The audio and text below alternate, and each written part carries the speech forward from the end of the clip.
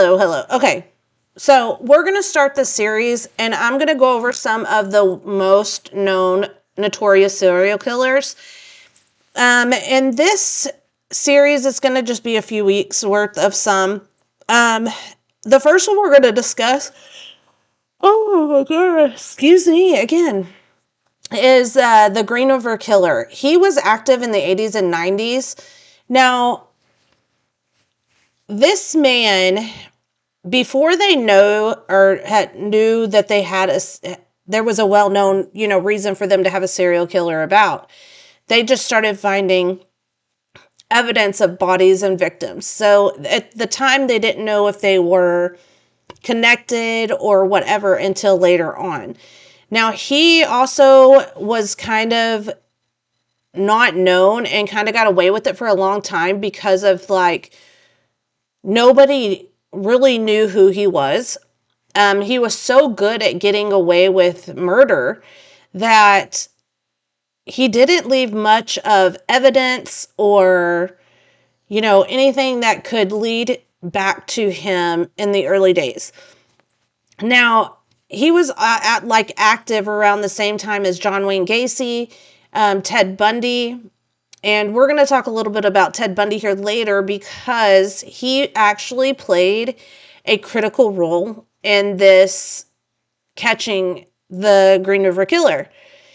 Now, when they say you can't judge a book by its cover, in this case, and in many cases that I will do, you'll come to find that you can't always trust somebody that looks or acts so charming.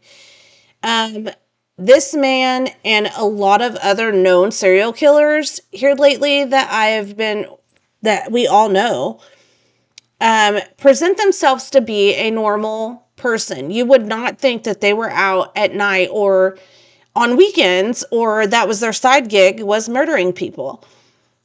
Now, the Green River Killer targeted prostitutes, and he targeted young victims as well, people that needed help or that were in dire situations, or, that he thought that nobody would really notice, which is what most serial killers do.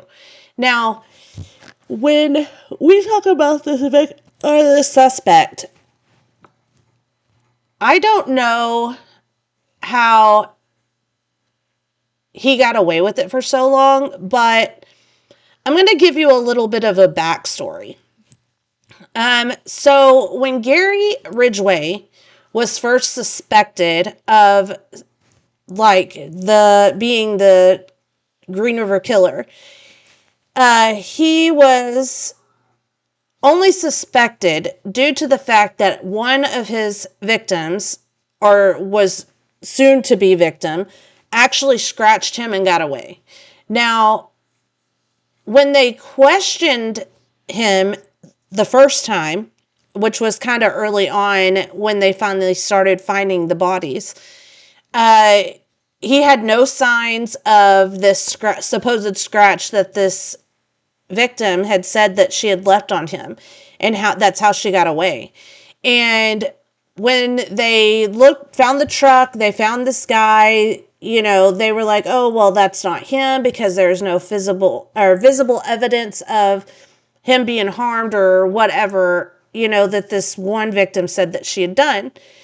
Now, that's kind of an important key factor in this case because of the fact that later on, they find out that he ended up pouring battery acid over the scratch marks to cover up the scratches so nobody would even know that they were even there. And then he went into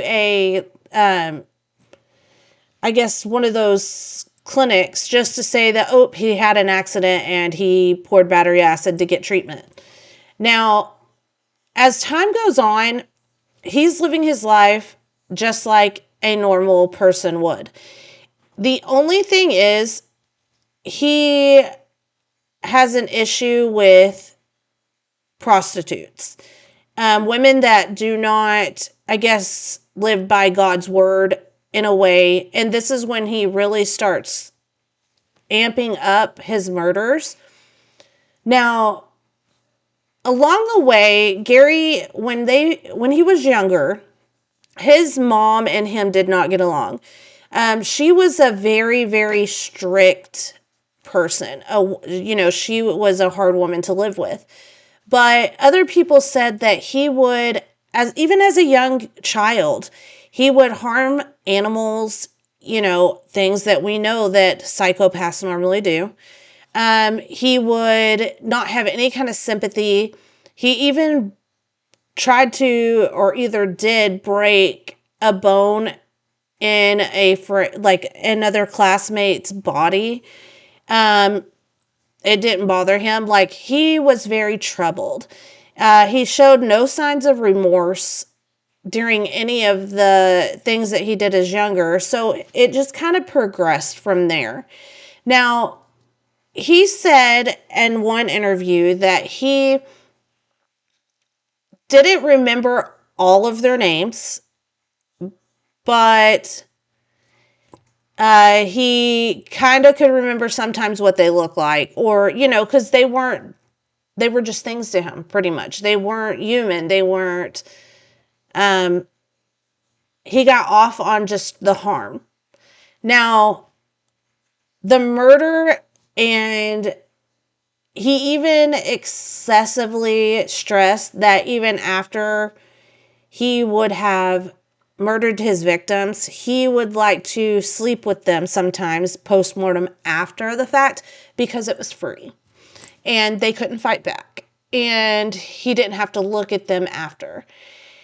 And that was one of the worst and the hardest things to hear in this case, because of the fact that he acted like this was so normal. And in many cases, I guess you do see this kind of behavior. The no remorse, the not feeling sorry, like the high of doing these kind of things. So once he started doing this and figuring out that the police were finding his kills or his victims, he started to get very frustrated and very antsy, and kind of started amping up his kills because of the fact that they felt, or he said, that they were messing with his work. They were, how do I say this? They were affecting his art, and like, he put them there after all that work, and that was where he would like to go revisit them. And so I don't think anybody knew that that was a revisit type situation, but he actually liked to go revisit them. And so once the police started discovering things, excuse me, and he couldn't do that, it started to get, or he started to feel more pressure on himself. Now, Gary did admit to at least 49 murders. Yet he said that there could be way more, like 70 something murders, if not more. And I am just shocked, because here's what they had to do. Now, they had been looking for the actual murderer for decades. And this one police officer that ended up being on the case to begin with, he ended up becoming like chief or whatever of the police department, and refused to give up on this case. Didn't let it go to a cold case, didn't let it do nothing. He constantly worked it. Now, when they actually caught him, they only could pin like 4 victims on him out of all of these other victims. And he kept saying, oh, I don't know these people. I don't know this one. I don't know that one. Whatever. He kept denying it. Now, he did not want the death penalty. And that was the only way that he would come back and say, yeah, I did this, and who he, murdered, and why he did it, and all of this kind of stuff, was beyond crazy. It was if he did not get the death penalty, which everybody believed that he deserved it. So the police had to make a very hard decision and go to the families and be like, okay, so here's the thing. He won't give me any information unless, one, we take the death penalty off the table, and two, if we basically agree that he's just going to be in life in prison with life and without the possibility of parole. So the victims' families went ahead and agreed to this. Now, when Gary started taking them around to certain locations and they started finding more and more victims and more bodies, and him trying to remember which woman or child or whatever that this person was, he finally got to a point where he was like, I can't take you to every one of them because there's more than I can remember. There is no way that I can remember them all. Now, Gary did at one point have a wife, and she had said that she could not have stayed with him due to the fact that he became very religious during a certain amount of time, and he overplayed that card very well, and it became too much for her, so she ended up divorcing him. Now, at the time of his arrest, he was previously just recently married again, and his wife had no idea about anything supposedly that was going on or that had went on. Now, Gary loved to strangle women from behind. That was his means and motive of murder. Now, here's the thing. He said that he did at one point strangle one victim, looking her square in the face. And he could not do that again because it made it feel too real, which is weird considering he has no feelings. It felt like she was looking into his soul. And then he obviously didn't strangle her enough because she woke back up and tried to get out. Now, he didn't necessarily say, oh, yes, I know that victim. But he gave too many details not to know her and not to be like, oh, yeah, that was one of my kills. And then he was like, well, I'll tell you which ones I did if I can remember them, but I'm not going to take credit for somebody else's. And that kind of was crazy because even on top of all of this, the only way they caught him, which was because of certain evidence that they had kept for so many years, but it was also because Ted Bundy helped him.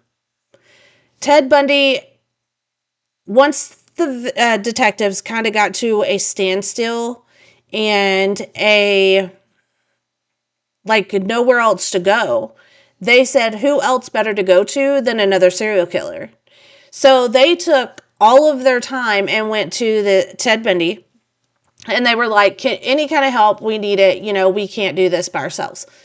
So he started telling them like kind of what you're looking for, what you're not looking for, with the evidence that he was able to see, I guess, and what his thoughts on it were. And something that Ted Bundy had said stuck in this detective's mind, and it made it easier for the detectives to remember this kind of stuff. Now, that's one reason why, oh my goodness, they ended up catching him previously or later on. Now, he really thought that he was going to keep getting away with these murders because of the fact that when they caught him, he acted so smug, like, I didn't do anything. I'm not a victim, or I'm not a suspect. I shouldn't be here. Yada, yada, yada. Y'all already talked to me and I basically got away. Now, what he didn't know when they did arrest him was that they actually had DNA evidence from him that he had accidentally left on some of his victims. And it was not deteriorated. It was, with everything. And it was kept in a freezer. It was, and what they used to actually capture him was the last bit of DNA that they had. Because the rest of it had already disintegrated, or, it was not viable. Now, everybody asks, why would he